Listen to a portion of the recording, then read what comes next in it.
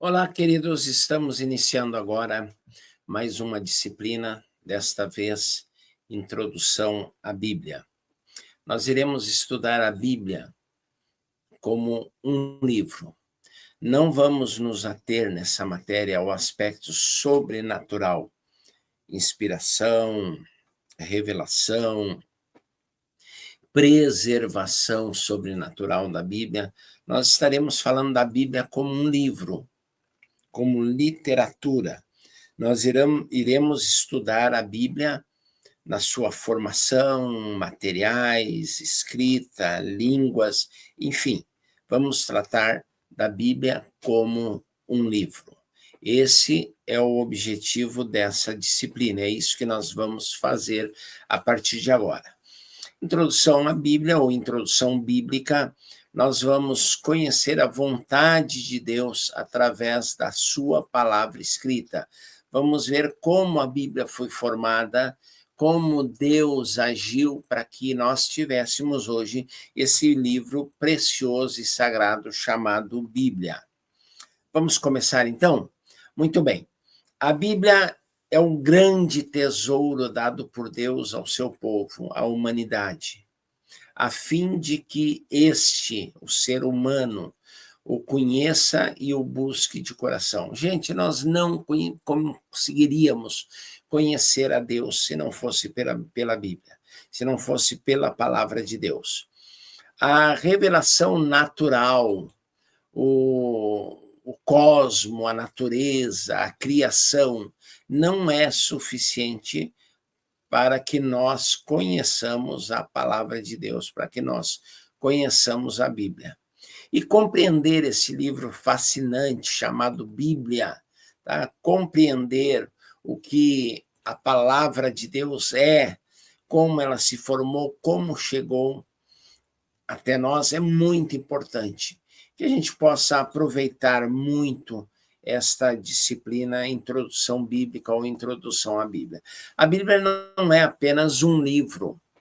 Peraí, Delvacir, você falou que vai estudar a Bíblia como um livro? Sim, ela é muito mais do que um livro. Nessa disciplina, nós iremos estudar a Bíblia como livro, mas ela é muito mais do que isso. Ela é a regra de fé e conduta daqueles que, desejosos de conhecer a Deus, tiveram contato com as suas páginas e, através desse contato, experimentaram o poder transformador das suas palavras.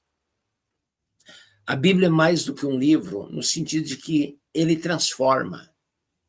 Os outros livros instruem, emocionam ou até mesmo motivam pessoas, mas a Bíblia transforma, muda o caráter, muda a pessoa. E nessa aula, nessa disciplina, nós vamos refletir sobre a origem das Escrituras, a forma como ela foi formada através dos séculos. Muito bem, vamos ver então as origens da Bíblia. Quais são as suas origens? Como ela surgiu? Bíblia. A origem do termo Bíblia vem da cidade de Biblos, na Fenícia. A palavra Bíblia tem sua origem em uma das cidades portuárias da Fenícia, chamada Biblos. Hoje, essa cidade existe, ela se situa cerca de 40 quilômetros ao norte de Beirute, no Líbano, e hoje se chama Gebal. Nós podemos ainda hoje visitar essa cidade, conhecer essa cidade histórica e importante, que era uma das mais importantes cidades fenícias. Na época, era importante centro produtor de rolos de papiro, que era usado para fazer livros. Não havia gráfica, não havia impressão. A impressão vem com Gutenberg, lá em 1500 e qualquer coisa. Então, e o primeiro livro que Gutenberg imprimiu foi a Bíblia, isso é muito significativo. Com a criação, com a invenção da prensa, o primeiro livro que a humanidade teve da forma, no modelo que nós conhecemos os livros hoje, foi a palavra de Deus. E Então, Biblos era um produtor de rolos de papiro. Nós vamos ver com mais detalhes daqui a pouquinho. E, com o tempo, a palavra Biblos passou a significar livro. E a Bíblia tornou-se a forma plural da palavra tá Bíblia, os livros. Aqui nós temos um mapa e é interessante para você se situar no contexto bíblico. Nós temos algumas cidades aqui, ó, Tiro, Sarepta, Sidom. Lembram a viúva de Sarepta lá no tempo de Elias? Lembram a mulher Sírio-Fenícia, ali das regiões de Tiro e Sidom, morava em algum lugar ali entre Tiro e Sidom, e um pouquinho acima nós temos então Biblos, embora Biblos não apareça na Bíblia, é uma cidade importante que já existia naquela época. E era um centro comercial poderoso. Em Biblos eram vendidos madeira de pinho, cedro, lembram? Cedro do Líbano, madeira nobre, importante, cara, resinas para mumificação, vasos, perfumes, tecidos de linho, cordas, couro, gado, vacas, bois, novilhos, e o papiro, que era um dos produtos mais destacados no comércio fenício. Era o maior produtor mundial de papiro na sua época, era Biblos, e o papiro era um material usado para se escrever, era o mais usado, não o único, mas era um dos mais usados. Então, nós temos aqui um importante centro comercial por causa dessas questões todas. É somente lá por volta do 2º século depois de Cristo que a igreja primitiva passou a empregar o termo biblos em sua forma plural, ou Bíblia, como eu falei, tá Bíblia, os livros, que significa literalmente livros. E a igreja começou a se referir às escrituras sagradas, ao conjunto de livros, os livros do Antigo Testamento, mas os livros que vinham sendo produzidos depois de Cristo. Esse cânon sagrado, essa coleção de livros, ela começa a ser chamada de Bíblia e se popularizou, e hoje o livro que nós temos é a Bíblia. Vamos falar um pouquinho sobre a estrutura, a origem e forma da estrutura. A Bíblia é dividida em 2 grandes blocos, Antigo Testamento e Novo Testamento. O Antigo Testamento, Antiga Aliança, tem 39 livros. A Igreja Católica tem 46 livros, nós falaremos sobre isso depois. E o Novo Testamento tem 27 livros. Ela foi escrita por cerca de 40 autores diferentes, envolvidos nas mais diferentes tarefas diárias. Nós temos pastor de ovelha, nós temos agricultor, nós temos estadista, nós temos reis, nós temos poetas, pescador, cobrador de impostos, funcionário da Receita Federal, nós temos um médico, enfim, nós temos uma infinidade de autores envolvidos nos mais distintos, nos mais diferentes trabalhos. A Bíblia, como ela chegou até nós? Ela começou a ser escrita 1500 antes de Cristo por Moisés e terminou a sua composição com o Apocalipse de João em torno do ano 100, 96 depois de Cristo. Então nós temos uma linha de tempo que abrange 1600 anos. Moisés foi o primeiro escritor da Bíblia, João foi o último escritor da Bíblia.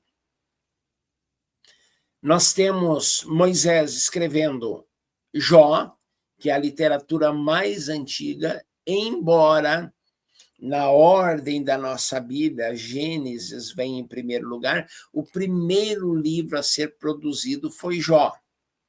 É lógico que Jó está situado na história cronologicamente bem depois do Êxodo, do Gênesis. Deus criou os céus e a terra, Deus criou o homem, Adão, Eva, o Éden, aquela coisa toda, mas Jó vem antes como escrita, como documento, como literatura. Moisés escreveu Jó e depois, então, ele escreveu o Gênesis, que cronologicamente vem antes de Jó, obviamente, não tem como ser diferente, né? A Bíblia foi escrita na Ásia e na Europa, é o livro mais vendido no mundo. O Antigo Testamento nós temos ele escrito em hebraico, na sua maior parte, e pequenos fragmentos em aramaico, e o Novo Testamento foi escrito em grego. Vamos voltar a esse assunto sobre as línguas originais da Bíblia em breve. A estrutura da Bíblia. Nós temos na nossa Bíblia, a Bíblia cristã evangélica, nós temos Antigo Testamento, 39 livros assim divididos. Pentateuco, são 5 livros, históricos, 12 livros, poéticos, 5 livros, proféticos, 17, sendo 5 profetas maiores e 12 profetas menores. No Novo Testamento, nós temos 27 livros, que são 4 evangelhos, 4 evangelhos, um livro histórico, que é Atos, 21 cartas e um livro de Revelação ou Apocalipse. Então, essa é a estrutura da Bíblia como nós a possuímos. Uma coisa interessante, queridos, é que, embora ela seja uma obra forjada ao longo de 1.600 anos, 40 autores diferentes, ela possui uma concordância plena. Por quê? Porque ela expressa a irrefutável verdade divina. É a palavra de Deus. Mas os traços literários e a capacidade intelectual dos seus autores humanos são mantidas. Quem conhece, quem domina o grego, percebe, por exemplo, entre os escritos, na Bíblia em português não há como se fazer isso, mas nas suas línguas originais, por exemplo, as cartas de Paulo são de um nível mais elevado, de um grego mais clássico, mais rebuscado, mais polido, vamos dizer assim. E as cartas de Pedro já é mais rústico, já é mais grosseiro. A palavra que tem é essa, mais grosseiro, um estilo mais rude. Por quê? Porque Deus não anula a nossa personalidade quando ele nos usa. Ele nos usa como nós somos. Então, nós temos autores altamente qualificados, Salomão, Daniel, provavelmente Isaías, Lucas, Paulo, e nós temos gente mais rude, mais simples, que é João, que é Pedro, e entre outros. Isso torna a Bíblia extremamente interessante. A Bíblia hebraica ela tem uma diferença na sua composição, na sua ordem de livros, diferente da nossa Bíblia.